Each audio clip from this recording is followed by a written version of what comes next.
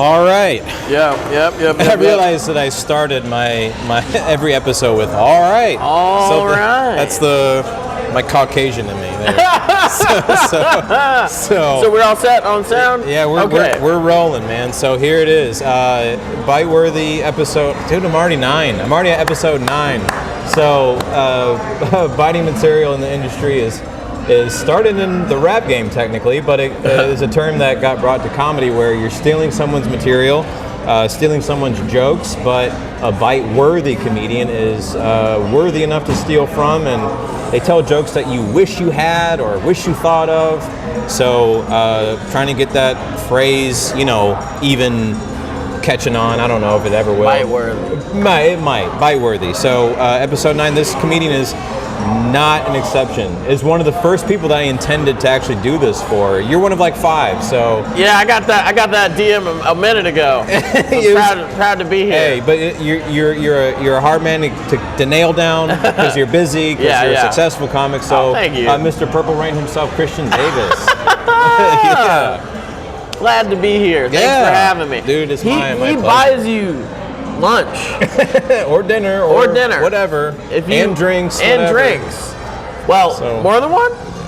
Yeah, whatever. Have it. Cheers, man.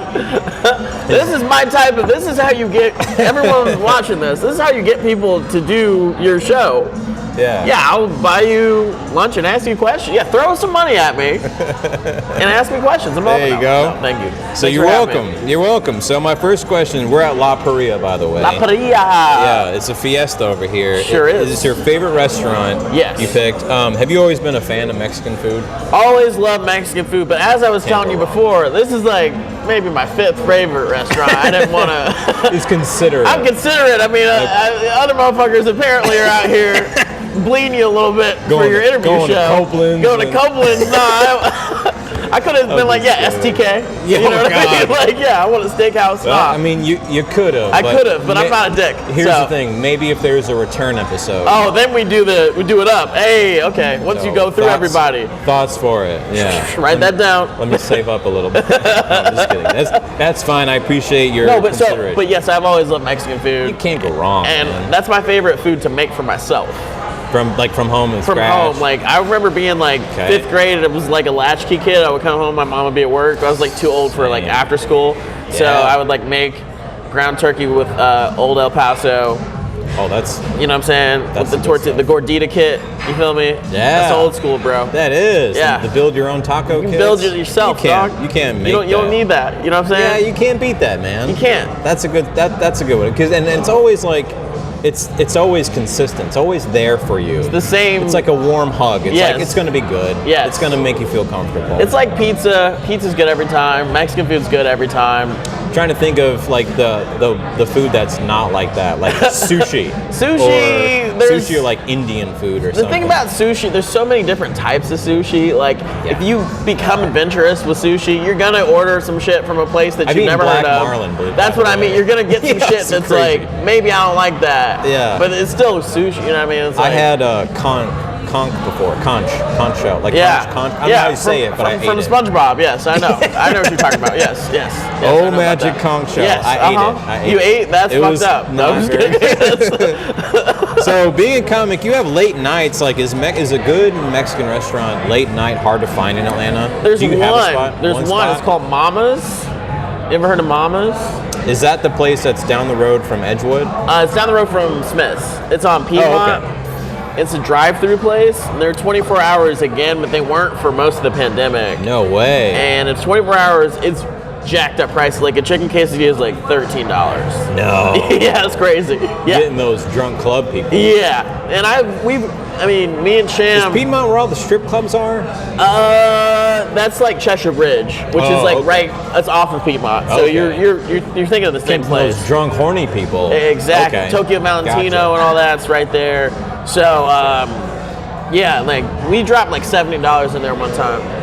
Only getting like 6 or 7. Yeah, we got like 5 things. Yeah. Damn. Okay. Yep. All right. So anybody who knows you. Yes. Anybody. Okay. Knows that you love Prince. Do I? No. Yeah. And I get it. Yes. Like I told you that story about my first erection in front of people, which was because of Prince. No, I don't think. Well, let me recall. Tell it again. Long story. Well, not so long story short. It was medium story. Medium story. Average white story. Average white story. My mom had the VHS, a double box set VHS of Prince music videos. Oh, that's awesome. And she would put it on while she was cleaning the house or whatever. Lit. And Cream came on. Ooh. And let me tell you something. Watching that music video as a 10-and-a-half-year-old boy. First time ever. I ran to my room. Ran to my room. Shout out Beavis and Butthead. Yeah. And that was it. And she goes, Ryan, what are you doing? Oh, you did tell me this. I remember now. Sorry. Oh my God. So, and I'm a big Prince fan myself. We talked about deep cuts like controversy and stuff like that. So I wanted to ask you a pretty good question here. Okay. Who's hotter? Apollonia or those Diamond and Pearl? Oh, that's a really good question, bro. So, that's. I mean, you gotta think. Dog, there's Apollonia, right? And then there's two of them. Yes, so yes. It's like, and then he worked with like twins from then on out. Those dancing twins who danced with him at the Super Bowl. There's two girls that play guitar together that were twins. Yeah. Apollonia though, easy. Because Apollonia is like, bruh, Apollonia, like, I mean, it's just, maybe it's the mystique around her being in Purple Rain too, but like, dude, Apollonia, I'll suck the farts out of that bitch butt, bro. Like, she's more refreshing than the waters of Lake Minnetonka. Oh, absolutely. Dude, she could crack an egg right on my face just all day long. Like, just whatever you want. I would use her uterine lining as a face mask. Oh, God, Jesus Christ. Oh, I agree. I would too. I figured that'd be a good. You got to go with that point. Apollonia all day, man. Because that was literally. She's my background on my phone. This is absolutely true. Look at that. Not even planned. Look at that. She's the background on my phone. That's for real. So Apollonia all day. I follow her on Instagram, and she's like 60, maybe 60 something. She's talking about. She did this long form interview for a retrospective about Purple Rain and how she got cast and all that. She was talking about Nicki Minaj and all that. She's like, how do you still get cheated on with all that ass you got and all that? I was like, wow, ass is a commodity to Apollonia. I'm like learning shit about 60-year-old ladies for when I start to bang them for roles. Shout out MGM. I'm just kidding. Laying that foundation. Yeah. Like, and she still has some foundation on from back then. She always wore a lot of makeup. So boom. You know what I mean? Boom. Sorry. Best comics. That's why. Off the dome. That's a good. You know what? That's a good pick. I'm with you there. Yeah, Apollonia all day. I'm gonna have to follow. That's my next follow. It's gonna be my next follow for sure. That Apollonia. She still got it. If I could fuck one old lady, it would be Apollonia.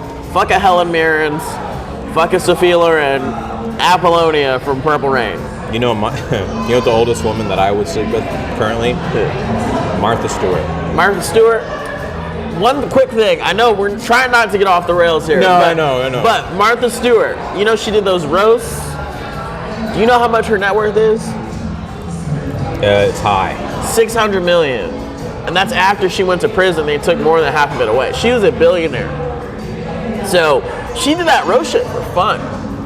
She didn't need the money or the exposure. She already had all that money and decided, I'll just do this. Yeah, she's putting the living in Martha Stewart living. Yeah, like, but she's all you fucking later in life comics. She got y'all beat because she's like, I wanted to leave the house today. Nothing. She can do nothing and try and spend all her money and still would die trying. Yes. That's the real. Forget 50 Cent. She's get rich. Yes. Martha, if you watching, my boy Ryan, he's trying to get some of your Skrilla, dog. Which instant street cred, you can spell Skrilla with my name, by the way. There you go. I didn't know it wasn't Skrilla. Well, no, I mean, it's Skrilla every time I read it. So. Hell yeah. Yeah, Ryan Skrilla messaged me. Okay. That's it. Boom, boom, boom. Okay, so you have a subtle way of making fun of someone in the crowd. Hard. Yeah. But you do it without being mean. Yes. It's like you're able to verbally numb the area you're gonna stab. Oh yeah. Where does that come from? That's a really good question. That's a good question. This is a good interview, man. That's a good question. Thank you. So I worked at the Renaissance Fair in 2019. Okay. And we did vegetable justice. So that's the thing where, the dude's name is escaping me right now. I'm so sorry, homie. If you're, Jeremy. Shout out Jeremy. So it's where they throw tomatoes at you for roasting the crowd, and it has to be clean. Yeah. And so I developed this thing where I'm able to look at somebody and say what they look like, but it's a polite roast. Oh, okay. It's a polite roast, you know what I'm saying? So, like, so for you, I'll be like, look at that short, buff dude with the thing right here, with the chin strap. Yeah. Which, something like that, you know what I mean? That's basic, but usually it's pop culture reference, you know what I mean? Something like that. But that's a nice way of... You're like a poor young Adam Sandler. Right. Gotcha. Right. I called you that, but it's still kind of nice. You know what I mean? Okay. It's like a polite, because I said you were buff, so I can call you short because I called you buff. You know this line, you're like, how far can I get to here? Yeah. Okay. Because, I mean, like it. White men with me, and it's so funny because I have so many white friends growing up. Yeah. I'm from Buckhead and shit, Sandy Springs. So it's like, I have so many white friends growing up, but like, older white men, 40 and up, when I start talking about them in that kind of way, you can feel the clenching up and the arms crossing and shit. So you have to disarm a little bit because the rest of my material is also like, fuck what. It's not fuck white people. It's fuck what white people have done. That's you know what? That almost goes into my another question of mine, but I'll save it.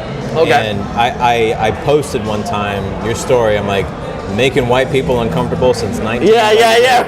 Right. And you're like, I sure did, fam. Like, because I'm not trying to like make anyone like feel bad about themselves, but at the same time, like you talked about it was eating pussy about his wife.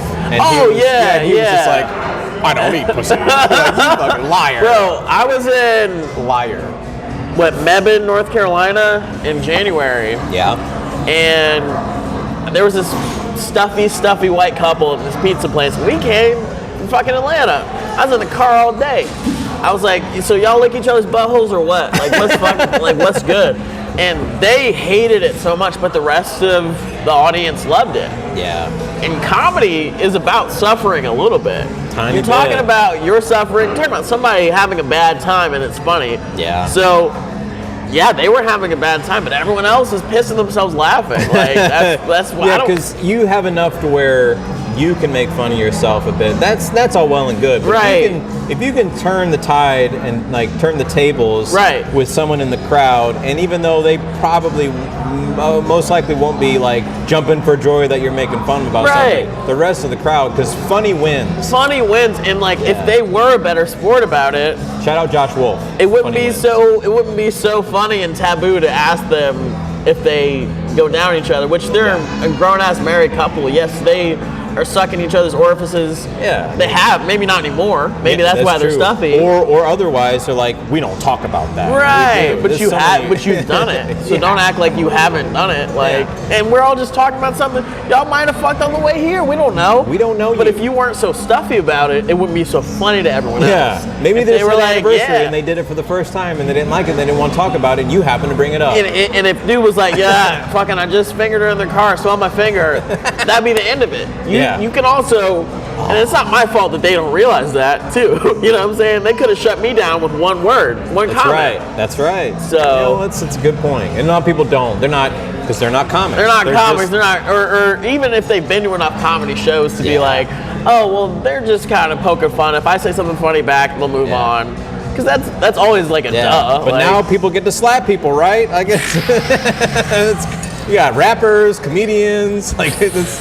What's next? Like, is Oprah gonna come and drop kick me? Like, what is gonna happen next? Oprah just like comes and starts blowing a comic. I'm like, Oprah, here's my favorite thing. And you get a blowjob. It's a dick. Oprah just like fucking giving throat to everybody. God. Throat, bro. Throat, bro. She turned into a Oprah. Yeah, she just. God, stupid. God. Oprah, shout out. Yeah, can't cancel me. I'm not even famous. Yeah, I'm not famous yet, dog. I can't wait for this blowjob, Oprah. But like, what's the like sequence of events? Like, is like Wayne Brady gonna call in a bomb threat to the Skull? Like, what is gonna happen next in comics? I don't know. It's been a whirlwind of 2 weeks, and I'm tired of talking about it because as soon as I got done telling people that it wasn't okay for a jock to slap a nerd for a joke, yeah. Then T.I. did that shit to Lauren. That was wild. And then we were mad for Lauren, and then Lauren had dinner with T.I., so I guess it's over and they're friends. So yeah, that's cool. Yeah, who knows? Yeah, I don't know. Who knows? I don't know. Far be it from me. I'm just here. I'm just here. I'm trying to work on the bit that I have about Waffle House. Like what? Yeah, whatever. I don't know T.I., but I know Lauren, so I don't want to say anything else. Right. Okay. That's for my friends and shit. That's who I'd talk about the real opinion with, you know. Well, much like the beef that is squashed, I'll squash that question with this: is that you're a huge nerd. Yes. I am too. Sure. We nerd out on different things. Okay. I'm gonna tell you my favorite joke. It was coincidentally one of the first jokes that I heard you ever tell, but it has been since my favorite. It was your fantasy joke. And your fantasy bit kills every time. It's so funny. I haven't done it in a minute. I need to bring it back. Bring it back, please. It's one of my favorite jokes. If I'm in the crowd and you see me, you're like, hey, what about this? Is that the fantasy? Good stuff, because I see truth in it, and I never thought about it. Right. So I play Dungeons & Dragons, and in the player's handbook, there are two characters that are African American or black characters. One's the wizard and one's the fighter. So I'm like, haha, black magic and a guy who throws hands. Right, of course. I'm like, those are the two black characters. Yeah, and I have seen over the span of time. You got Morgan Freeman and Will Smith. There it is, right there.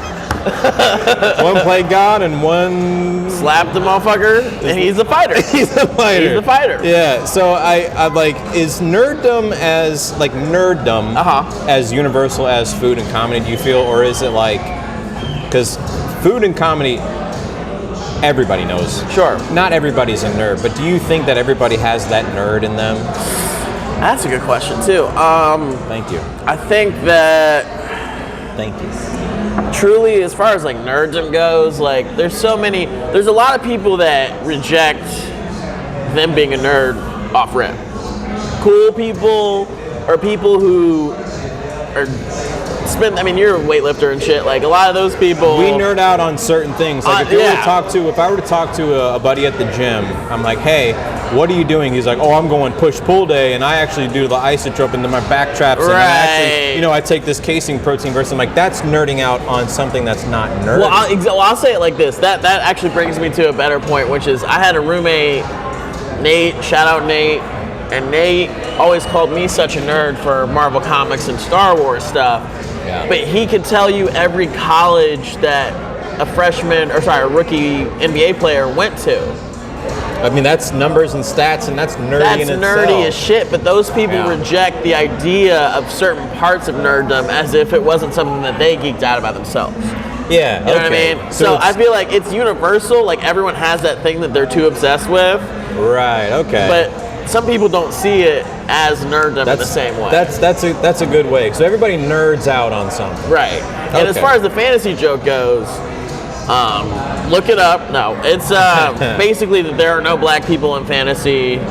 But we have it in like Harry Potter, Lord of the Rings, Game of Thrones. There's no black people because that's the fantasy, is to get away from us. That's why they invented it, so they didn't have to be around us. You got spells, but no Jamals. Harry Potter, no Michael Jordan, and what's the tag? All I'm saying is if Quidditch was a real sport, Simone Biles would be killing it at it. And if Quidditch was a real sport, you would want the black people on your team because we always catch the snitch. Oh, boom, boom, boom. So it's all that, but I mean, like, I think I was talking with somebody about it. Thank you. I was talking with somebody about it, and they were telling me, I was telling them really, I think the reason that in fantasy, all those guys are from England, right? All those guys, Tolkien's from England, J.K. Rowling, Martin from Game of Thrones, right? Yeah, George R. R. Martin. George R. R. Martin. All those guys are from England, and I mean, they had slavery too. The English invented slavery. Yeah. Let's be clear. Y'all came. Big export. Yeah, y'all came from over there and came here and then did slavery and shit. But they invented it. But they don't have black people in their lexicon the same way Americans do. So you got Stan Lee and George Lucas. Yeah. And immediately there's Black Panther, not immediately, but there's the Falcon, I think was the very first Marvel superhero, sidekick for Captain America. Yeah. And then in the second Star Wars movie you have Lando. And I think that's because in both cases you got American writers being like, you know what, I need to represent, if I want to grow my fan base, I have to represent. I can't ignore it. And then over in England, they straight up just don't have as many black people. Like it's not even a thought to include for more money. Yeah.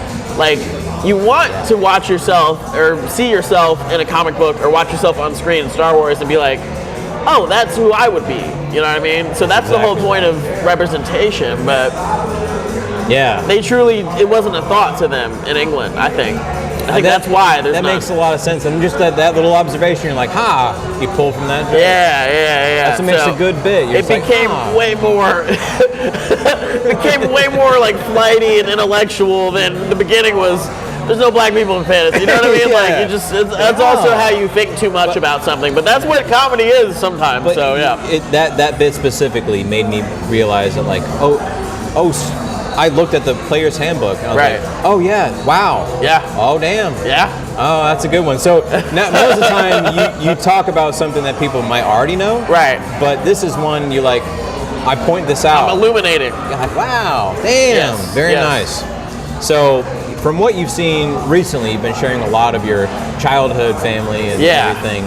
Seems like you had a full childhood. I did. What did Christian Davis eat most as a kid? Oh, that's a good question. Thanks, man. I keep saying that. Hey, it's almost like I'm good at this. Dude, I've never been asked any fucking like introspective questions like that. It's what we do here on Biteworthy. Probably pizza. I would always eat a turkey sandwich for lunch. And you're an Atlanta kid. I'm in Atlanta. I was born here. Okay. So turkey sandwich for lunch was always that. And then pizza at any time I could. Regular dinners, whatever. But pizza, that's why I'm on Chubbs now. I'm a hearty, sexy, full man because shout out Papa John, shout out fucking Stuffed Crust, Pizza Hut dog, Pizza the Hut, Jabba the Hut. Anyways. But yeah, totally pizza. I love pizza. Turkey, a nice turkey sandwich. Yeah, and they always say like even bad pizza is not.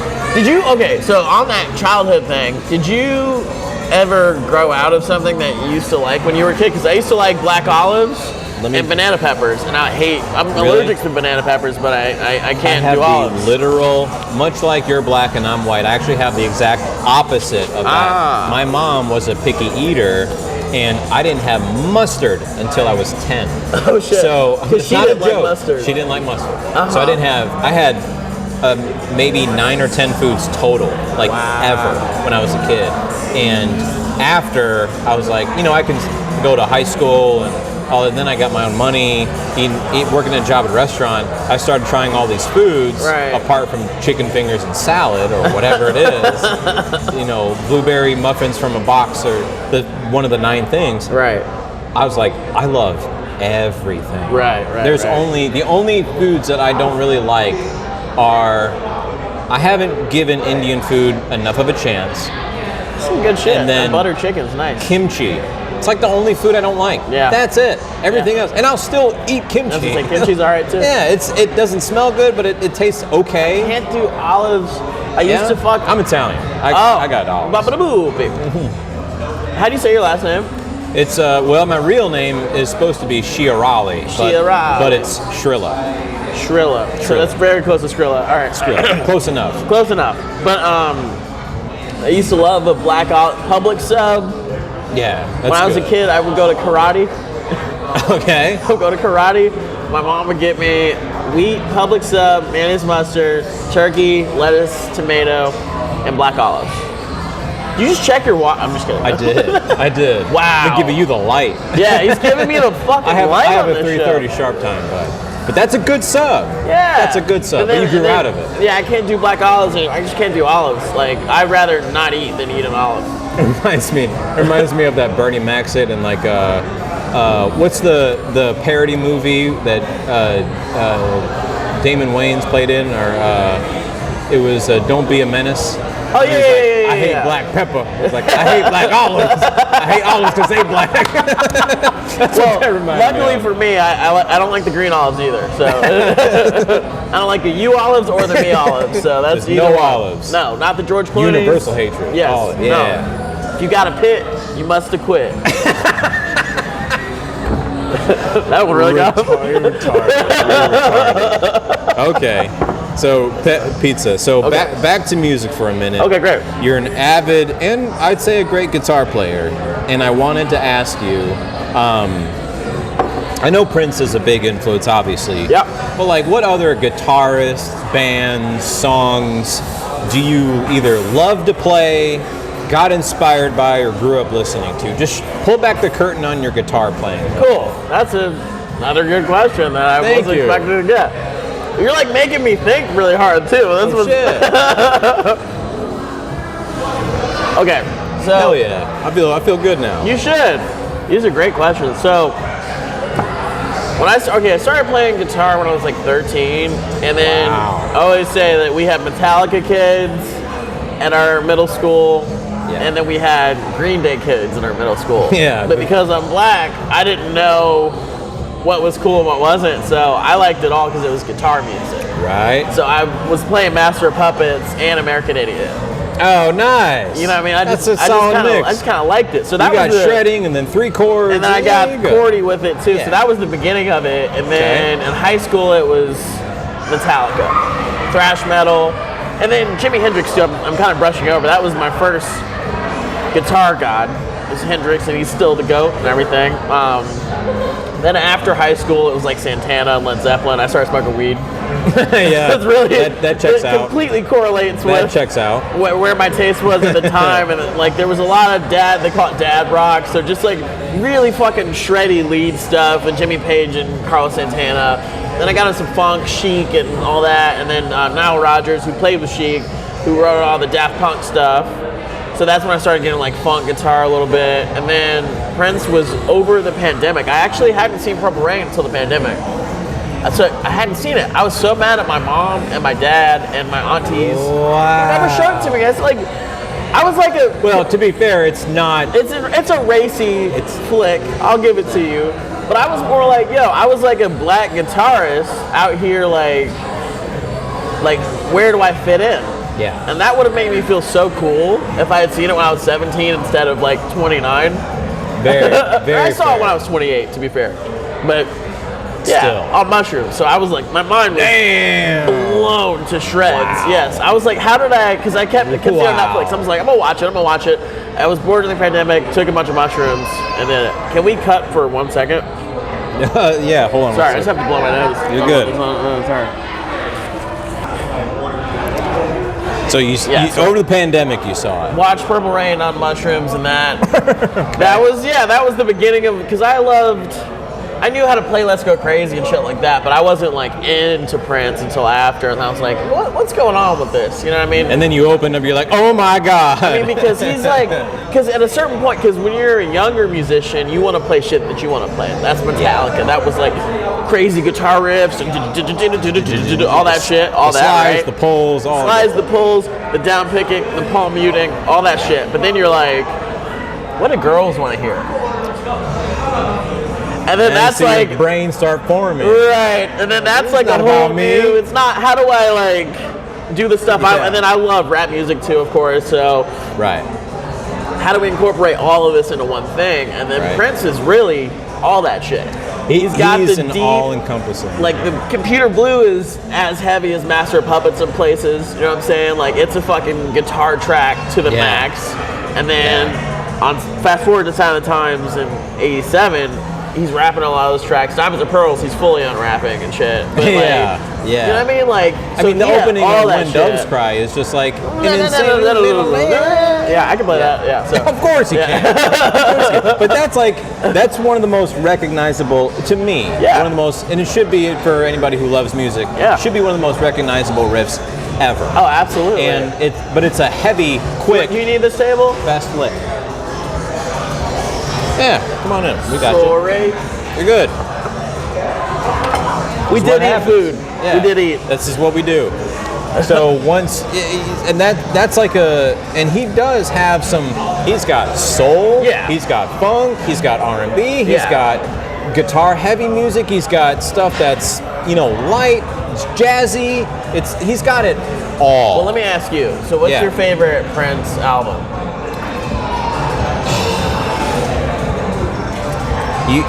The Purple Rain soundtrack, man. I mean, that's the most perfect one. It really is. It's really, 3, I hate to nail him down to the 80s because he would hate this, but the 3 big ones are 1999, Purple Rain, and Silent Times.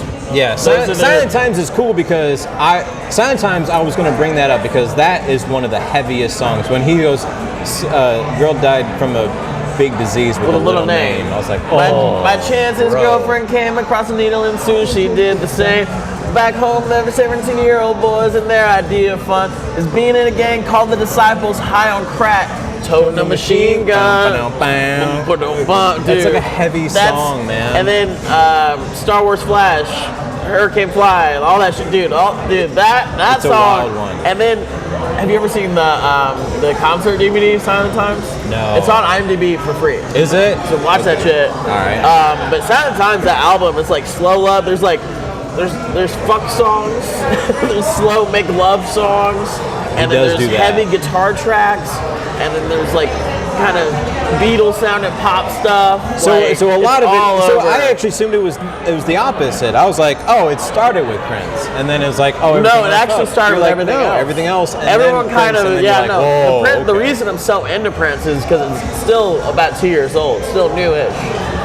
As far as the okay. Yeah. I well, started you on fooled everything me. else. I'd have been like, you're a lifelong fan. I get that a lot, but it's wow. I knew like when Doves crying and shit in high school, but I didn't know.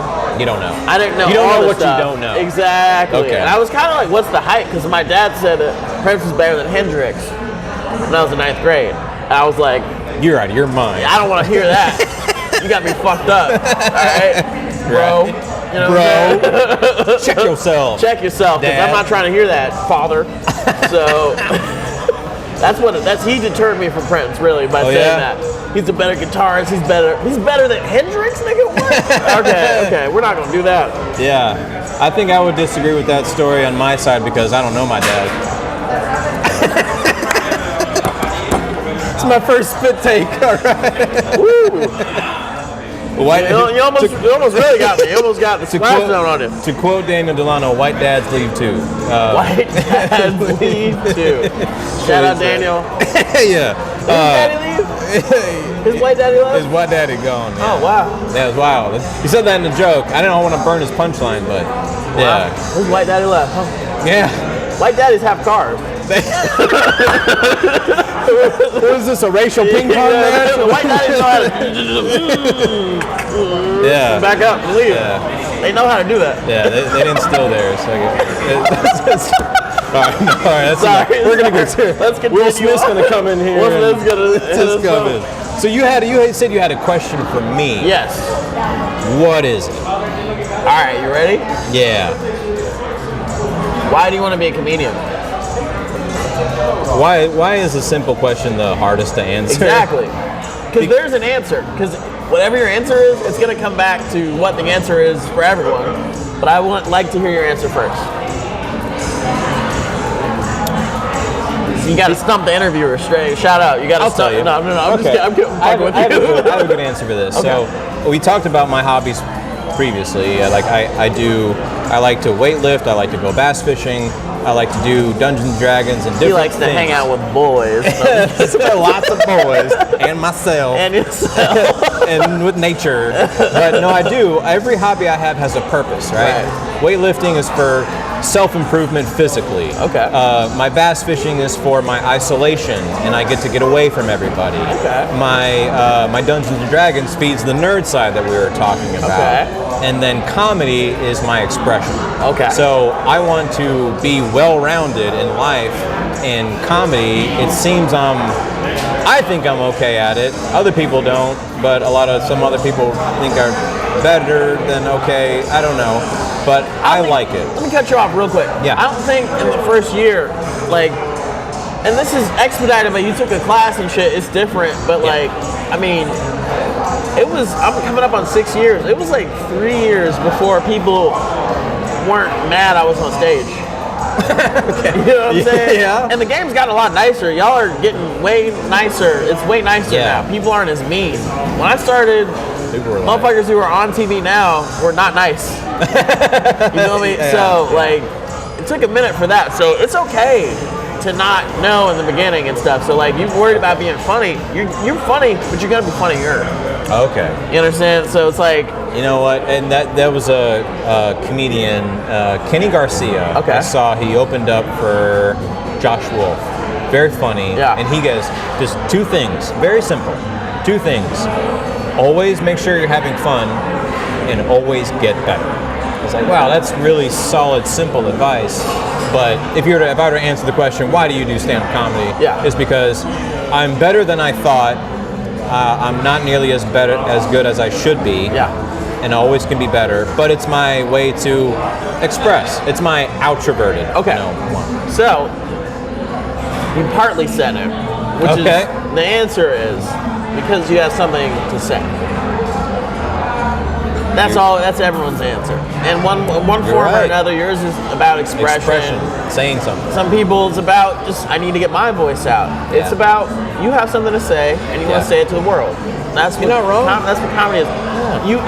If you were just trying to express yourself, you'd be a poet. Right.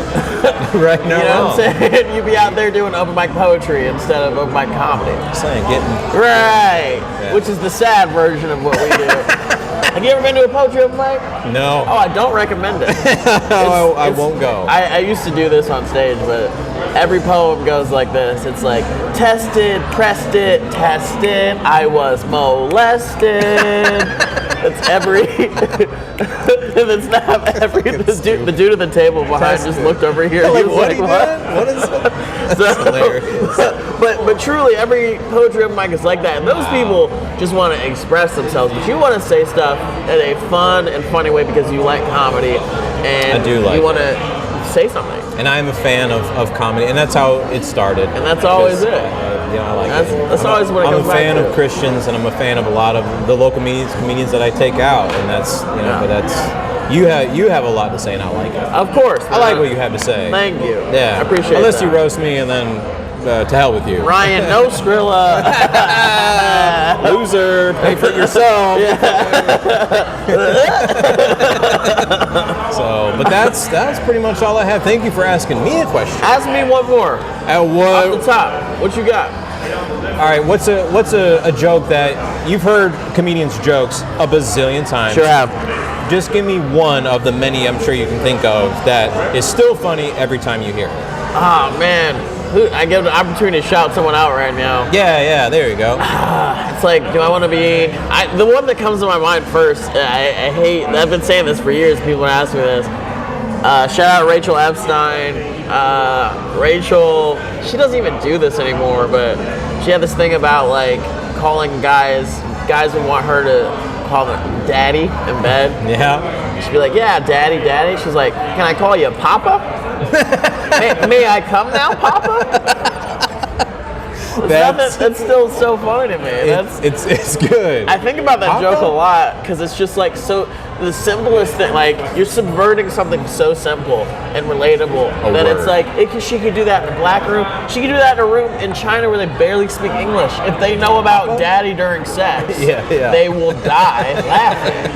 Like that's a bite-worthy bit. That's you got it. That's a bite-worthy. You got it. Like it's so simple. Sometimes we're working too hard. That fantasy bit is way too complicated. That's why I like it so much. I'm like, oh, it's clever, it's deep, and I didn't realize like, how fucking crazy it was until I was like, I need to fucking relax, bro. Like, I'm doing a lot, bro. That's a good bit. It takes a lot out of me telling that bit because it's like there's so many fucking moving parts. There it is. You put the minority in the Minority Report. Right, clear. That's funny. That's good. Thank you. Clearly. Shout out Tom Cruise. Yeah. Scientology. But truly, like, that's way too much. Like, that Rachel joke is just so concise. And you're like, Shakespeare, God, I wish I Shakespeare, brevity is the soul of wit. I'm gonna remember So that. the shortest it is, the cleanest, no fat. Trim the fat. That's what I learned in comedy class. That's like shorter the best. is better. That's the best And joke. if shorter is better, I mean I'm 5'5", so I guess I'm. There we go. Hey, his lady thinks shorter is better. Shout out his girl. What's up? I love you, April. What's April? Yeah, I was gonna say shout out April. He was talking her. about you.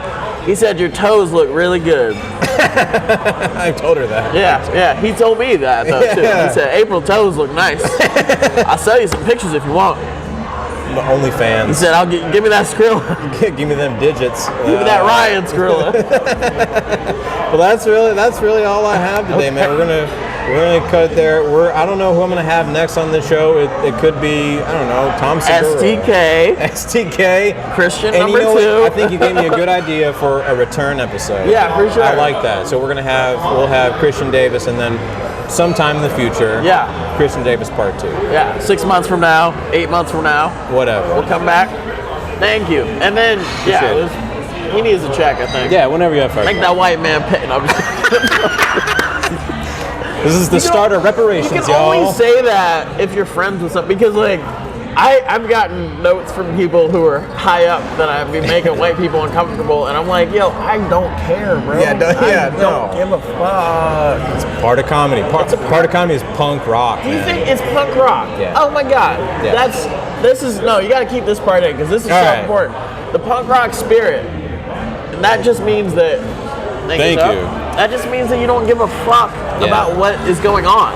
Yeah. And you want to let your artistic integrity damn the consequences. Damn the consequences. And you know what? I'm thinking about doing this Monday at the Skull, and I've been working on this set. By the way, that's not where you go to be punk rock. That's where you go to fucking put your tie on. Okay, fair enough. No, but straight up. Go ahead. I can't be punk rock there. See, you can be punk rock there. Okay, you telling me that I can't do it, it means fuck you, I'll do it. Well, I mean, and also, your punk rock is more welcome than my punk rock there. Okay, fair enough. Do you understand? But there was a joke, someone's like, you can't say that joke because you're not Jewish. And I was like, I think you should Did you say the K word or something? No, not even. It's not even that offensive. Here's the joke. I'm thinking about creating a roller rink for Jews. Okay. We'll call it Cheapskates. That's it. That's the first joke that I ever wrote. And someone goes, you can't. I never said it was funny. But here's the thing. I tell that joke today because, in the spirit of punk rock, that someone said, you can't tell that joke. If they said, you shouldn't tell that joke, it would never have left my mouth. What if you said, Frugal Skates was already taken? I As guess. a tag. Yeah, I mean that's improving on the joke that I wrote. Yeah. Definitely improvement for sure. Just to be showing that your spirit Frugal isn't Skates. bad. Yeah. No, you do Cheap Skates. Yeah. And then you go Frugal Skates was already taken. Yeah. That's not bad. That's a good tag. I might take that. Please have it. I appreciate I'm not gonna, that. I'm not gonna do that. You're not going to use it. Thank you. But someone said, you can't tell that joke. I'm like, well, now I will. I'm going to figure out a way to do this. Yeah. I will. You can't tell me what to do. Yeah. And there are unwritten rules and there are things you shouldn't say, and I get that. But when someone says, you can't do that, it gets the little rebel in me, man. Oh yeah, and I want to help you with it. So you can even go my Jewish girlfriend, her father had a skate shop and it was called Cheap Skates. Yeah. Because Frugal Skates are already taken. If you frame it in a way that's I'm not just There's talking that Ren about Fair coming out. Yeah, you see what I'm I get you have it. to frame it in I like it. People are this is what I like to say. I say this to all my friends. People are clit sensitive. People are sensitive as clits out here, bro. And they want to be rubbed. They just rub them a little bit. The right way. Ooh, you know what I mean? And it's always good to stimulate the crowd. Stimulate the crowd. That's good. One hand here. This is a big girl. It's we talked about Monique earlier. So stupid. So stupid. All right, I gotta go. I think you got it. I think you got what you need. That's the episode. when you go out laughing, you know it's a good episode, man. I hope this was a great one. I hope this was a really good one. I appreciate it, man. Yeah, thanks for having me. Of course.